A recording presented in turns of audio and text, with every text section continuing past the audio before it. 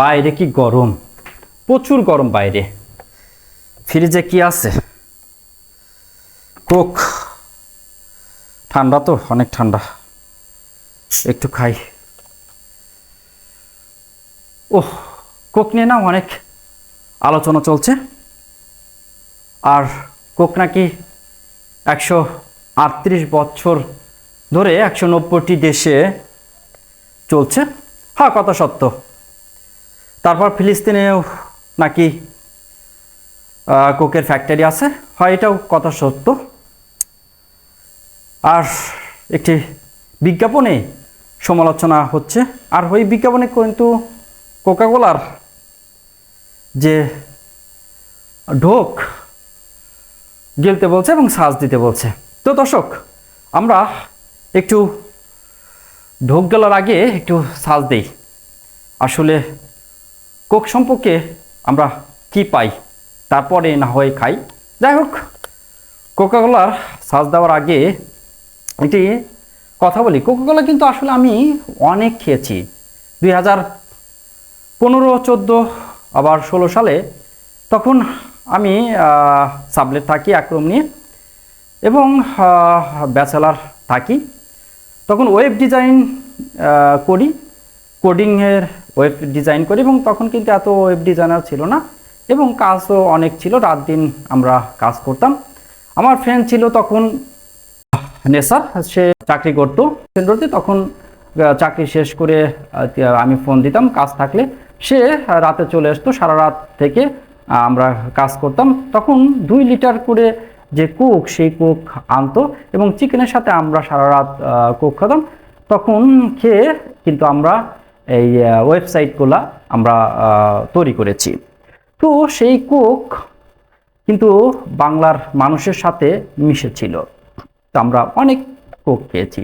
কিন্তু Coke company হঠাৎ কেন এমন একটি বিজ্ঞাপন তারা তৈরি করলো, যে বিজ্ঞাপনে আসলে বাঙালির অর্থাৎ বাংলাদেশের মানুষকে তারা বোকা বানালো। মনে করলো বাংলাদেশের মানুষ খুবই বোকা, আমরা একটা বিজ্ঞাপন বানাই, সেই বিজ্ঞাপনে যা দেখাবো বাঙালি তাই বিশ্বাস করবে। এটা এত স্পর্শকাতর একটি জিনিস, সেটা আবেগের একটি জিনিস, সেটা নিয়ে তারা আসলে এরকম একটি বিজ্ঞাপন তৈরি করলো। যাই হোক দর্শক, এটা রাখি আর মোবাইলটা একটু চার্জ দিই, বের করে দেখা যাক চার্জ দিয়ে কি পাওয়া যায়। একটু চার্জ দিই। ঠিকই তো, তারা চার্জ দিতে বলেছে। কোকে একটা ঢোক দেন, তারপর একটা চার্জ দেন। হ্যাঁ দর্শক, আমরা ঢোক দেওয়ার আগে একটু চার্জ দিই। চার্জ দিয়ে দেখি কি পাই। কোক, হ্যাঁ, কোকে কিন্তু ফিলিস্তিনি গাজায় কোকের ফ্যাক্টরি আছে। এই ফ্যাক্টরি সম্পর্কে অনেক নিউজ হয়েছে, বিবিসি নিউজও করেছে এবং আরও বিভিন্ন পত্রিকা নিউজ করেছে।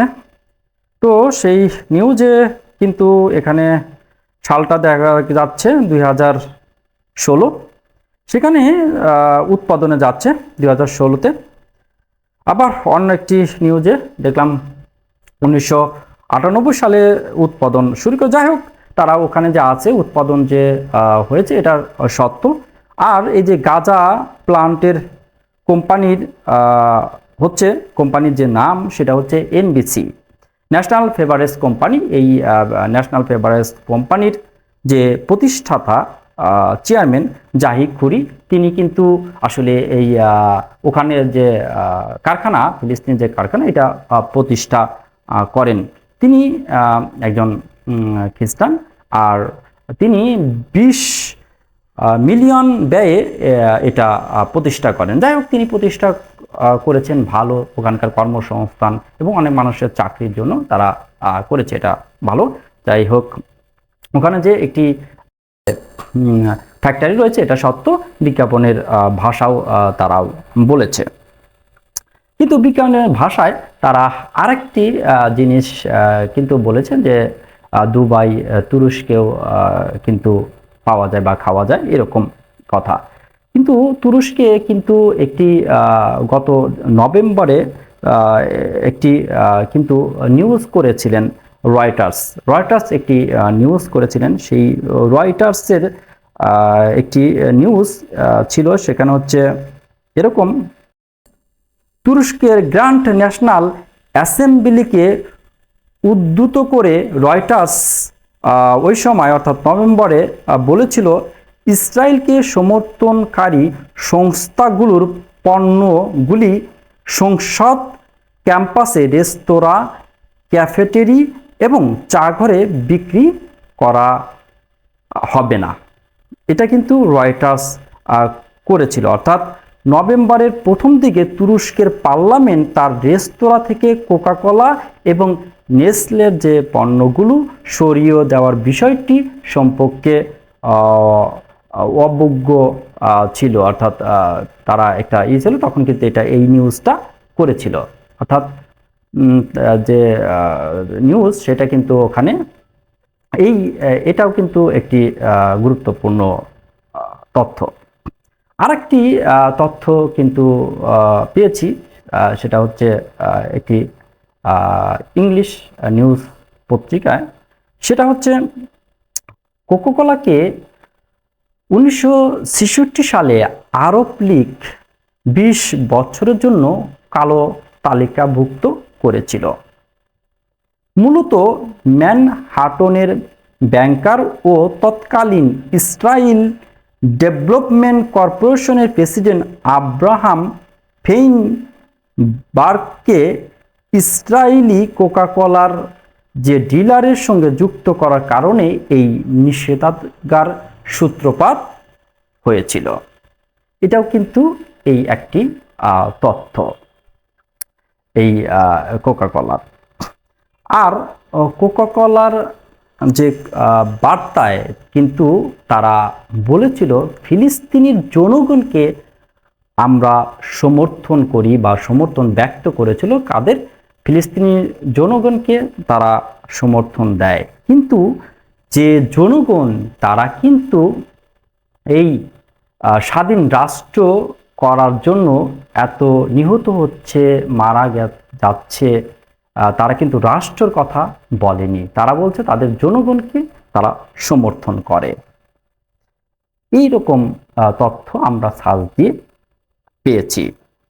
আরেকটি কথা হচ্ছে, তারা এই যে এই মানুষের আবেগ, অনুভূতি এবং এই স্পর্শকাতর দিকগুলোর উপর নিয়ে দৃষ্টি দিয়ে তারা কেন এই বিজ্ঞাপনটি করলো?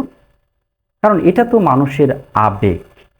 তারা আসলে বাংলাদেশের মানুষকে মনে করেছিল অনেক সহজ সরল এবং কি বলে বোকা, মানে তাদের যা বলবো তারা তাই বিশ্বাস করবে। কিন্তু এই বিশ্বায়নের যুগে, এই প্রযুক্তির যুগে মানুষ কি সার্চ দিতে জানে না? মানুষ কি জ্ঞানের কিছু জানে না?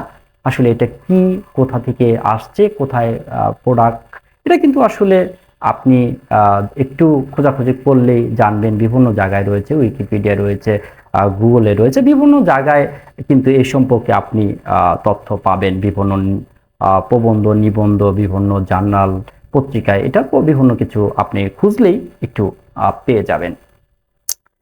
যাই হোক, আমার কাছে এই বিজ্ঞাপনটি যে নির্মাতা তৈরি করেছেন, তিনি আসলে বাংলাদেশের আবেগ এবং কোম্পানিও যে তারা কাজে লাগাতে চেয়েছেন, কিন্তু অনেক সময় মানুষের আবেগ নিয়ে খেললে বিপরীত দিকে হয়ে যায়।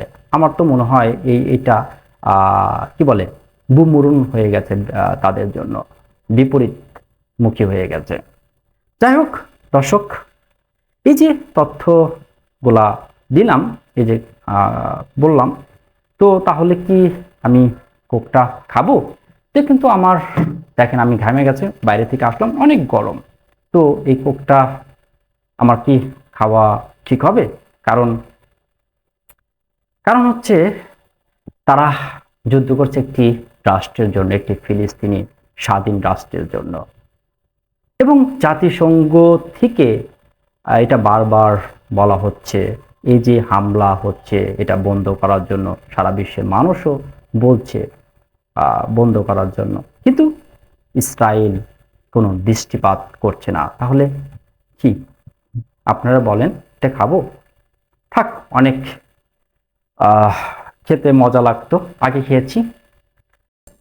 এই যে একটু এখন রাখি, দেখা যাক দর্শক পরবর্তীতে কি করা যায়। আসলে দেখি পরে কি করি, এখন আর খেলাম না, আবার রেখে দিলাম ফ্রিজে, দেখা যাক আবার সামনে কি করা যায়, খাওয়া যায় কিনা। তো দর্শক থাকুন, উইথ থাকে। আজ এই পর্যন্তই, সবাইকে আল্লাহ হাফেজ।